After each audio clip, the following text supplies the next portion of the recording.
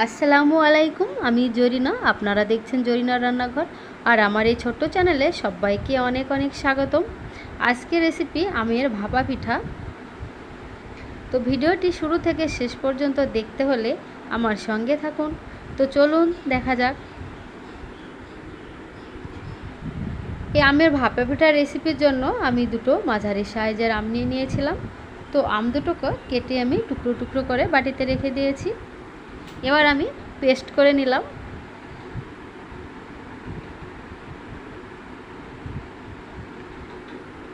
এই আমের পিউরির মধ্যে আমি দিয়ে দিচ্ছি 2 চামচ চিনি। আমি 2 চামচ চিনি দিচ্ছি, আপনারা চিনির পরিমাণ বাড়াতে বা কমাতে পারেন। এবার চিনিটাকে আমি একটু মিশিয়ে নেব। আর দিয়ে দিচ্ছি পরিমাণ মতো লবণ।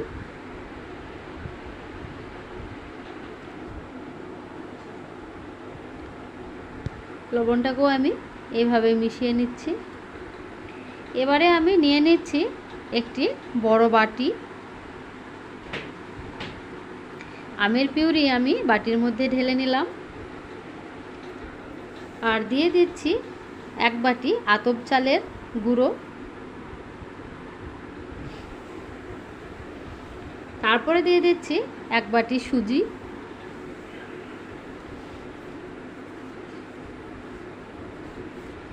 এবারে আমি ভালোভাবে উপকরণগুলোকে একসঙ্গে মিশিয়ে নেব।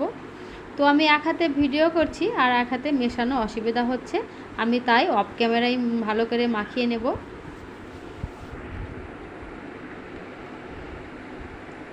আবারও আমি 1 বাটি চালের গুঁড়ো দিয়ে দিলাম, কারণ আমার মনে হলো যে আমি একটু বেশি করে করব।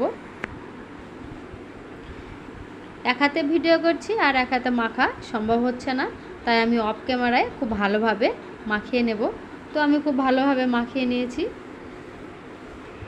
এবারে আমি দিয়ে দিচ্ছি ওই বাটির 1 বাটি টক দই। তো টক দই আপনারা কম করলেও দিতে পারেন, 2 চামচ দিলেও হবে।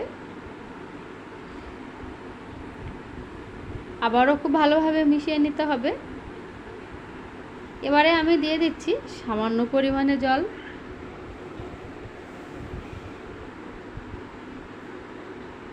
ঘনও হবে না আবার পাতলাও হবে না, মাঝারি সাইজের একটি ব্যাটার তৈরি করে নিতে হবে। তো এখনও মনে হচ্ছে একটু জল লাগবে, তাই আমি এখনও 2 থেকে 3 চামচ জল দেব। 2 থেকে 3 চামচ জল দিয়ে আমি একটি পাতলা ব্যাটার তৈরি করে নিয়েছি।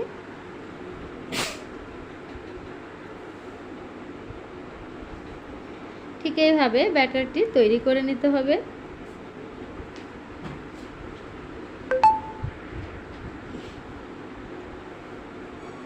সবশেষে দিয়ে দিচ্ছি বেকিং সোডা। সামান্য পরিমাণ বেকিং সোডা দিয়ে আবারও আমি 2 মিনিট খুব ভালোভাবে ফেটিয়ে নেব। আর অন্যদিকে আমি 4টি বাটি নিয়ে নিয়েছি। বাটিতে সাদা তেল মাখিয়ে আগে থেকেই রেখে দিয়েছিলাম। এবারে আমি ব্যাটারটিকে আর একটু ভালোভাবে নেড়ে চেড়ে চামচে করে বাটিতে আমি তুলে দেব। তো বাটিতে তুলে দিচ্ছি। অর্ধেকেরও কম করে দিতে হবে, তাই আমি অর্ধেকেরও কম করে দিচ্ছি, কারণ নাস্তাটি ফুলে উঠবে, তাই অর্ধেকের কম করেই দিতে হবে।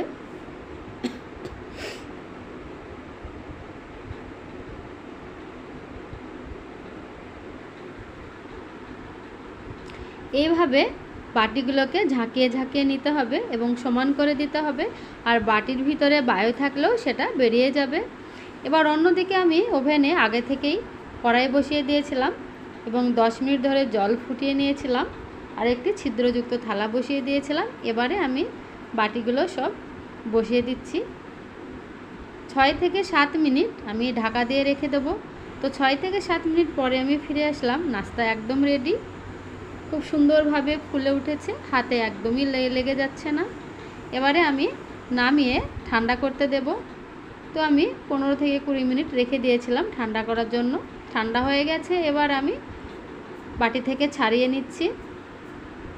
চামচের উল্টো পিঠ দিয়ে ছাড়িয়ে নিলেও হবে, আবার হাত দিয়ে বাটি থেকে এইভাবে টেনে টেনে ছাড়িয়ে নিলেও হবে।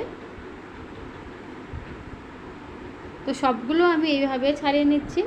দেখতে কিন্তু ভীষণ সুন্দর হয়েছে, খেতেও ভীষণ ভালো হয়েছিল। সবগুলোকে ছাড়িয়ে আমি প্লেটে রেখে দিয়েছি। আর যে বাকি অংশ পড়ে আছে সেটাও আমি ওই একইভাবে বানিয়ে নেব। তো বাকি অংশগুলো আমি আবার নিয়ে চলে এসেছি উনুনের কাছে। সেগুলো আমি বাটিতে ভর্তি করে ছিদ্রযুক্ত থালের প্লেটে বসিয়ে দিয়েছি।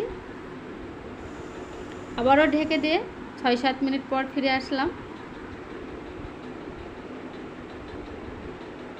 ঠিক এইভাবেই আমি হাত দিয়ে চারিদিক ছাড়িয়ে ছাড়িয়ে বাটি থেকে তুলে প্লেটে রেখে দিলাম।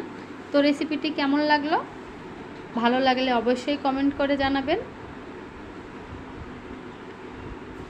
আর অবশ্যই লাইক দিয়ে ভিডিওটি দেখা শুরু করবেন। চ্যানেলের নতুন বন্ধু হয়ে থাকলে চ্যানেলটিকে সাবস্ক্রাইব করে বন্ধু হয়ে আমার পাশে থাকবেন।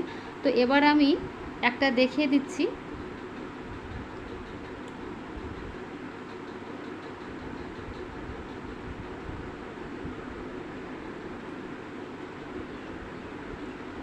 ভিতরটা যেমন নরম হয়েছে তেমন ফুলেছে। আর কাছের মানুষ, আত্মীয় স্বজন, বন্ধু বান্ধবদের কাছে এই ভিডিওটি শেয়ার করে দেখার সুযোগ করে দেবেন। তো এতক্ষণ আপনারা দেখছিলেন জরিনার রান্নাঘর। আর আজকের মতো ভিডিওটি এখানেই শেষ করলাম। আল্লাহ হাফেজ।